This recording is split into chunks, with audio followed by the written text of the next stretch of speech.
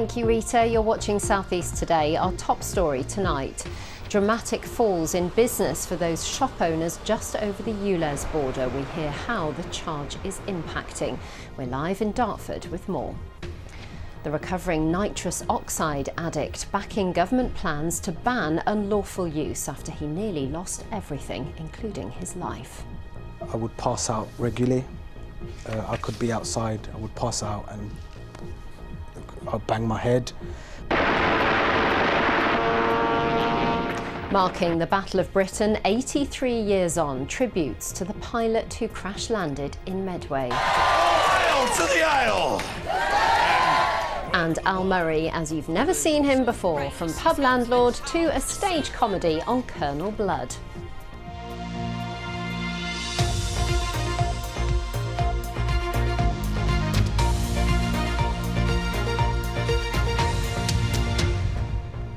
Hello. First tonight, shop owners close to the Kent-London border say they've seen dramatic falls in business since the Mayor of London's ultra-low emission zone was expanded to cover all boroughs in the capital.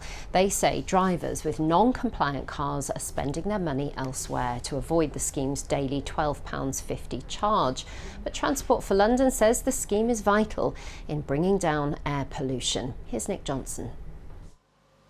Imran's dry cleaning business lies just inside the ULEZ boundary, but many of his customers are from ULEZ Free Kent, just over the road. And over the past couple of weeks, Imran has been hard pressed for business. Because of ULEZ, the customers not going to come on this road anymore. And from last 2 weeks, I can see a hell of a drop in my business, nearly 60–70%. And the way the business is going at the moment, I'm not sure I will be doing the same thing again. Like if I get the first chance to sell it, I'll just sell it. This side of the road, the London borough of Bexley, the other side of the road, Dartford in Kent. Travelling between the two in a non-ULEZ compliant vehicle will now set you back £12.50 per day. But the Mayor of London says 90% of vehicles in this part of the world are already ULEZ compliant. And as for the authorities trying to enforce the charge, they're already suffering from an ongoing headache.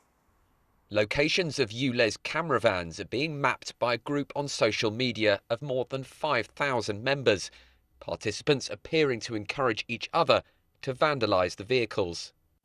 This van is parked over the A2 in Bexley.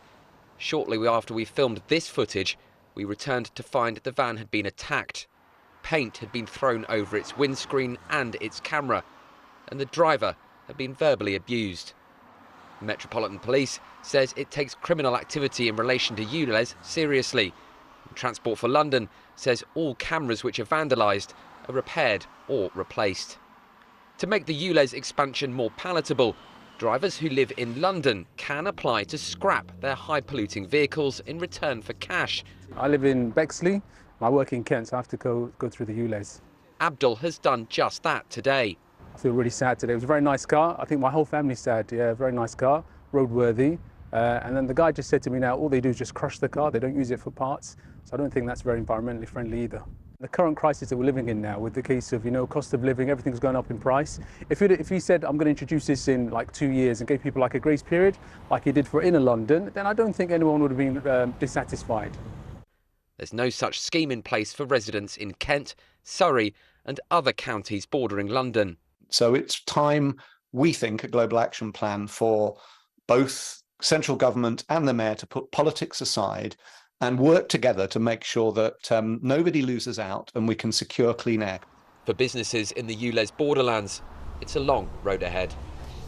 Well, we can speak to Nick now. And Nick, despite the protestations from some people, it does seem like this expanded ULEZ is here to stay. Yes, it does. And the Mayor of London says this policy will make our air cleaner and healthier. But this has come at a time when the cost of living crisis faces and affects us all. It has meant tempers in this area have reached boiling point in some ways. Those cameras, those mobile vans continue to be vandalised. We spoke to a couple of drivers of those vans today. They didn't want to appear on camera. One was saying that he was worried for his safety. Another one said that someone threatened him, saying he'd burn his van with him inside. Now, the Met Police says it takes these allegations very seriously. Transport for London says vandalism in this respect is futile. ULEZ is here to stay. Nick, thank you. Next, the Sussex man who was so addicted to nitrous oxide he feared his dependence on the recreational drug could have killed him. 25-year-old Zishan Zaman is now backing government plans to ban the unlawful possession of it after losing contact with family and ending up in hospital because of his addiction. Known as NOS or laughing gas, it's one of the most commonly used drugs by 16 to 24-year-olds. Since 2001, there have been at least 56 deaths involving nitrous oxide in England and Wales, according to a government report. And now, under new laws, unlawful possession of nitrous oxide could carry a prison sentence of up to 2 years. Well, Zishan, who says the help of a rehabilitation charity saved his life, is now keen to share his story to serve as a warning to others, as Juliet Parkin reports. So you've got tomatoes in there? A fresh start, a new chapter in the calm of a small Sussex town.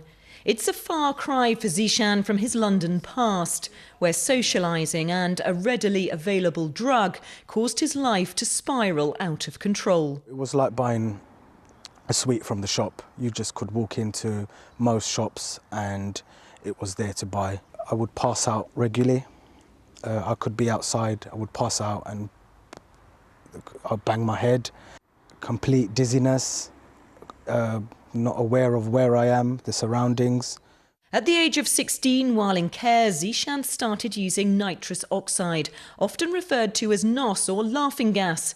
But there was nothing at all amusing about the impact on his life and health. I lost my job. I lost 2 jobs, actually. My family distanced themselves from me. I lost count of how many times I was in hospital as a result of using the gas.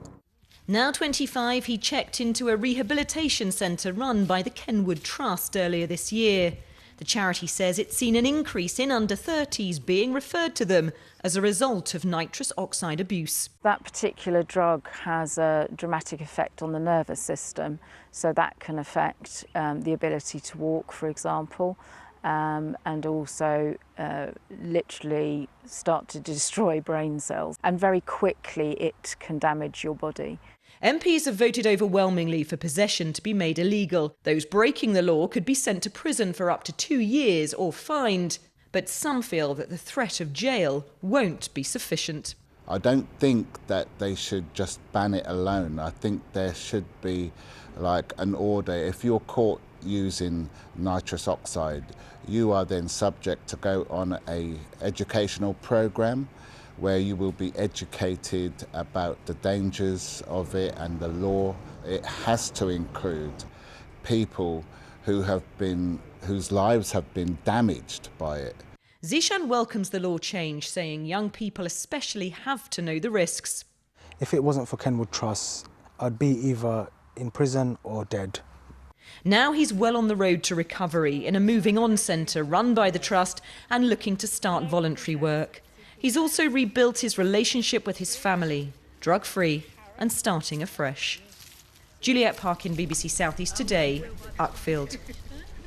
Well, our health correspondent Mark Norman is with us now. And Mark, there are clearly some serious health risks for anybody using this drug recreationally. Very much so. I think it's worth pointing out there are positive uses of nitrous oxide. I mean, it's used as an anaesthetic in dentistry and childbirth. Food additives sometimes use it. It's even used occasionally as an antidepressant. But as you heard from Juliet there, when youngsters start to misuse it, that's when you get these very serious medical problems. For example, spinal cord damage. They run the risk of permanent spinal cord damage if they overuse this drug. They often present to doctors with an inability to walk. They've lost all feeling in their feet, often in their hands as well. And then a rather unpleasant one for this time of night, bladder or bowel incontinence, another common issue in A&E departments. These youngsters who present in A&E often don't tell doctors what they've done. Doctors have to understand what's happening in the community, delve into it to find out exactly what's happened, because they run the risk of long-term neurological, that's brain and nerve damage, if they continue to misuse nitrous oxide. Mark, thank you very much for that.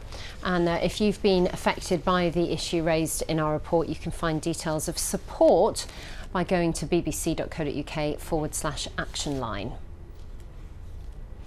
The organisation providing air traffic control services at Gatwick has today faced criticism after 42 flights were last night cancelled or diverted because of staffing shortages in the control tower. The tower is now fully staffed, but the disruption comes 2 weeks after a technical issue at National Air Traffic Services led to hundreds of cancellations right across the UK. Well, Victoria Bourne is outside Gatwick live for us this evening. So Victoria, we've had some really strong words of criticism on this from a couple of our airlines. That's right. This is the third time in just a few weeks that there have been problems here at Gatwick, and airline bosses have had enough. Ryanair boss Michael O'Leary has called on the Chief Executive of National Air Traffic Services, or NATS, to resign due to what he said was a blatant failure to provide enough staff. The EasyJet Chief Executive, Johan Lundgren, has also spoken out, saying that persistent staff shortages had plagued the airline industry, letting down customers all summer. Now, yesterday's problems affected around 6,000 passengers who were subjected to either cancellations or diversions. We've spoken to people who ended up in Cardiff instead of here at Gatwick. Others were affected by delays, including James Devonport, who was stuck on a plane for an hour and a half before it took off. Yeah, all of a sudden everyone in the departure lounge got a ping on their phone saying that the flight was at least 2.5 hours delayed. But the crew who were there trying to check everyone in didn't seem to know about it. The first they knew about it was when everyone's phones went off. And then suddenly people started shouting, and it was getting quite tense for a while. But yeah, it was pretty chaotic at times. So what have National Air Traffic Services had to say in response to this? Well, they say they're working closely with Gatwick Airport. They've also issued an apology for any inconvenience caused. They say it was down to a staff absence at the last minute. Gatwick Airport has also issued an apology. Victoria, thank you. Kent police say 13 members of a criminal gang have now been convicted for their part in a robbery in Tunbridge Wells, which led to a man's murder. The men were linked to a plot to steal cannabis plants from a house in Cayley Road, where they were challenged by 25-year-old Zovan Pepaj, who was stabbed to death in December 2021. Shows at one of Kent's biggest theatres are to remain suspended until at least the 31st of October after rack concrete was found to have been used in the building. Dartford Borough Council says it's working with contractors to design and build a new auditorium roof for the Orchard Theatre. It says ticket holders should wait to be contacted about rescheduled dates or a refund. Next tonight, the Kent wildlife habitat, which campaigners fear could be under threat from plans for a massive electricity converter station the size of at least 7 football pitches. It's all part of the proposed Sea Link project, which would also involve installing a high voltage undersea link between Suffolk and Kent, something the National Grid says will help to secure our future energy needs. But it's the prospect of a new converter station at Minster Marshes in the Stour Valley, which environmentalists argue will have a huge impact on nature. Louisa Pilbeam can tell us more. Its rolling countryside is used for farming and agriculture. But here in Minster Marshes, those who know the land have deep concerns about the wildlife and environment after plans by National Grid to potentially construct huge electricity infrastructure here. It would end up over here, wouldn't it? Ultimately. So the pylons are going to take some of your... They're going to go from here, they're going to be nearer to us, and they're going to cut across the railway line there and then across the river. It's one of the last remaining unspoiled areas of the Isle of Thanet because of all the development. So there's a lot of wildlife that gets pushed out of everywhere else, and this is its last refuge in Thanet. We've got nationally important birds here like turtle doves, nightingales. I counted 14 pairs of grey partridge. It's going to devastate the wildlife. This is what National Grid want to build, a massive converter station required to turn electricity into a form we can use in our homes and businesses. We've got power stations dotted all around the coast. We've got some of the biggest wind farms in the country. London Array was certainly the biggest. It might not be now, but it certainly was billed as such. We've got Cleve Hill, billed as the biggest solar farm going up in the country. We are really doing our bit here. National Grid point out this is a green energy project using wind farm generated electricity and say these are only proposals and a public consultation begins in a few weeks. There's different ways of installing cables. You could use a trenchless solution, for instance, where you're tunnelling, if you like, under the ground using a horizontal direct drill method or other such method, really. So you can bypass the area of concern by going underneath it. But the MP for North Thanet says there are better alternatives. For me, the logical step is to put a transformer station at the old Kingsnorth Power Station on the Isle of Grain, which is derelict. It's a brownfield site, it's available, and it's connected to the national grid. If you want to give your view, the consultation opens from the 24th of October. National Grid say they will listen and will meet you in person. Despite that, there is certainly scepticism and distrust here. Louisa Pilbeam, BBC South East Today, Minster Marshes. Now it's creeping up to 10 to 7. A reminder of our top story tonight. Shop owners on the Kent-London border say they've seen dramatic falls in business since the ultra-low emission zone was expanded to cover all of the capital. They say drivers with non-compliant cars are spending their money elsewhere to avoid that daily charge. Transport for London says the scheme will cut air pollution. Also in tonight's programme. Aisle to the aisle! From Keeper of the Beer to Colonel Blood, Al Murray takes to the stage in Canterbury for a comedic jewel in the crown of their autumn schedule. And in our weekend forecast, Saturday will be warm and sunny, but Sunday there are going to be some showers. I've got the details later in the programme.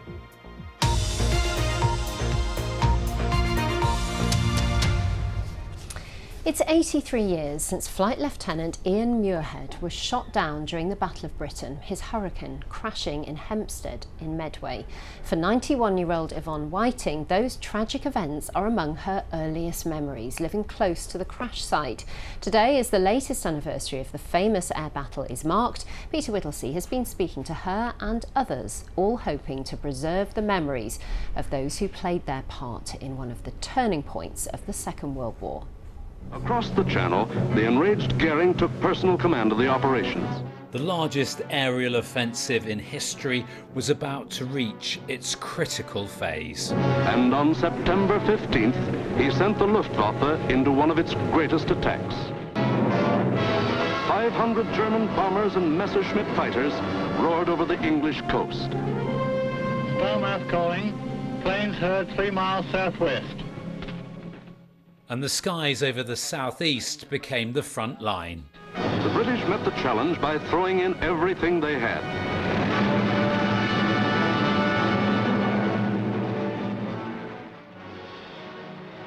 Yvonne Whiting was a young girl living in Hempstead near Gillingham. She vividly remembers the dogfights overhead. My mother was a dressmaker, so I was in the room with my mother doing something to somebody's dress when we heard this noise, and we didn't have time to get to the shelter, so she just pushed us straight under the table, and we stayed there, and truthfully I think we thought that our last minute had come. Flight Lieutenant Ian Muirhead died in that crash after taking on 25 enemy aircraft. Yvonne has never forgotten his bravery. The Spitfires used to go over, and they used to go over very low, so often, you know, you'd get a wave or even a smile.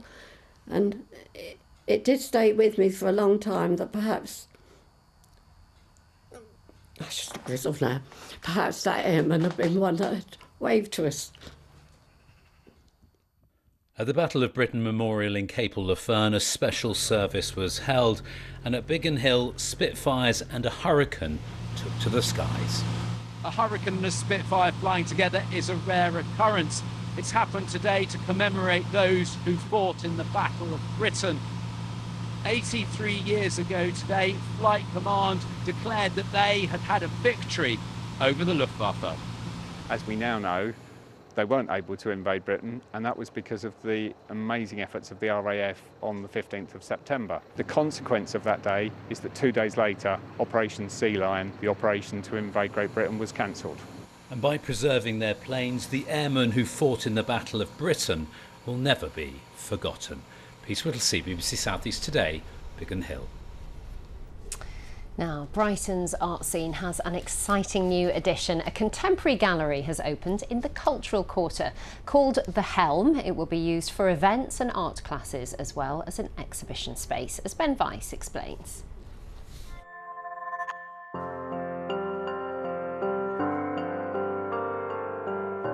After 3 years, Brighton's newest gallery finally all lit up. Most amazing year of my entire life setting this up. You know, everything from the flooring to the walls to the lights to the artists to the staff to the books to, you know, the curated bar, cocktail menu. It really is, yeah, every single part of this place has been so carefully considered. And many of its walls are occupied by local artists.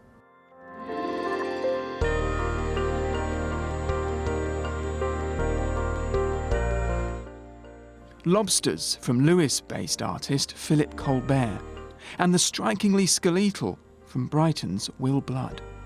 I think as far as art galleries, there's not been anything like this in terms of space and then the type of artist as well. So having this mix of contemporary and street is something that's been missing. And then the actual space itself, which is, as you can see, absolutely beautiful. In terms of what the space can do for the community, with regards to workshops, exhibitions, performances, I think it's going to be amazing. Helm also wants you to experience its art in a slower, calmer way.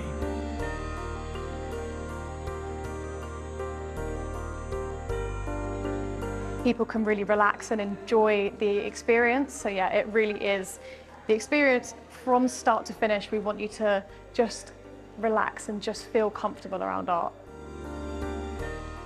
It's named after Brighthelmstone, Brighton's old name. Now this gallery wants to be at the helm of Brighton's art scene. Charlie Rose, BBC South East Today. Now, the remarkable story of Colonel Blood serves as a reminder that the truth is often stranger than fiction. The 17th century rogue staged an audacious attempt to steal the crown jewels that ended in farcical failure. And that's the plot of a new comedy that's coming to Canterbury's Marlow Theatre at the end of the month, called The Crown Jewels. Its all-star cast includes Neil Morrissey and Al Murray. Piers Hopkirk met them by royal appointment. Praise him, praise him, praise him. No other king could be his equal. Brace yourselves for Charles the sequel. It's the royal farce that history had practically already written. Colonel Blood's attempt to steal the crown jewels, a heist of such brass-necked ineptitude, it's tailor-made for a new stage comedy. I mean, it's a proper truth is stranger than fiction story. We spent a long while talking about the history of, and how crazy the history is, but actually the doing of it, it is mad. Blood's bid for riches failed, but he gained a royal reprieve. Al Murray plays Charles II, even writing to the current king for advice. Suddenly we have a king after a very long time of not having had one. And in a strange way, Charles II was in a similar position. And I thought, well, I should write to the king and say, any tips? I'm about to, so I wrote to him, but I haven't heard back. Oh. He's obviously very busy. Yeah, very busy. He's had a few things You're too going busy on. to deal with Muppets like me. I think you're putting on weight. Oh, I've got podgy bones. What? He said he's just got podgy bones. I've just got podgy bones. Penned by Men Behaving Badly author Simon Nye, The Crown Jewels reunites him with Neil Morrissey once again. Brilliant. Yeah, he only waited 30 years before he re-employed me. So had to go over it, didn't he? You know, it's relatively short time.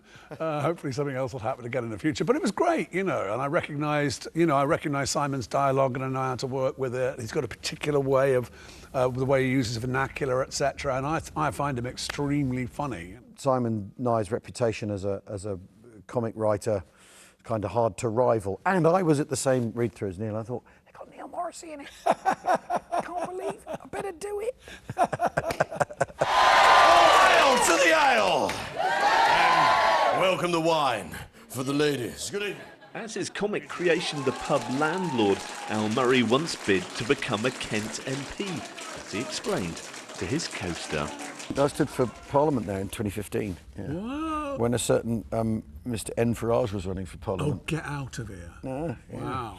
Yeah, he said something like that as well.